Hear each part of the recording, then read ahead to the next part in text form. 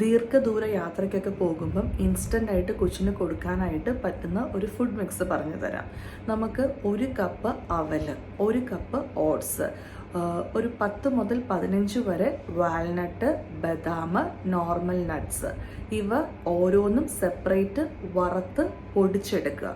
ഇത് നമുക്ക് air tight കണ്ടെയ്നറിൽ വെക്കുകയാണെങ്കിൽ യാത്രയൊക്കെ ചെയ്യുമ്പം നല്ല ചൂടുവെള്ളത്തിലേക്ക് ഇത് ജസ്റ്റ് ഒരു സ്പൂൺ എടുത്ത് അല്ല 2 സ്പൂൺ എടുത്ത് നന്നായിട്ട് നമുക്ക് ഇത് ചെയ്തതിന് ശേഷം അലിപ്പിച്ചതിന് ശേഷം കുഞ്ഞിന് ഡയറക്റ്റ് കൊടുക്കാവുന്നതാണ്.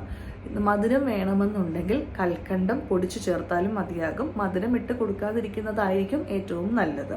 ഇൻസ്റ്റൻ്റായിട്ട് നമുക്ക് വീട്ടിൽ പ്രിപ്പയർ ചെയ്ത് വെക്കുകയാണെങ്കിൽ ഇതിൻ്റെ അകത്ത് വേറെ പ്രിസർവേറ്റീവ്സ് ഒന്നും തന്നെ ഇല്ല.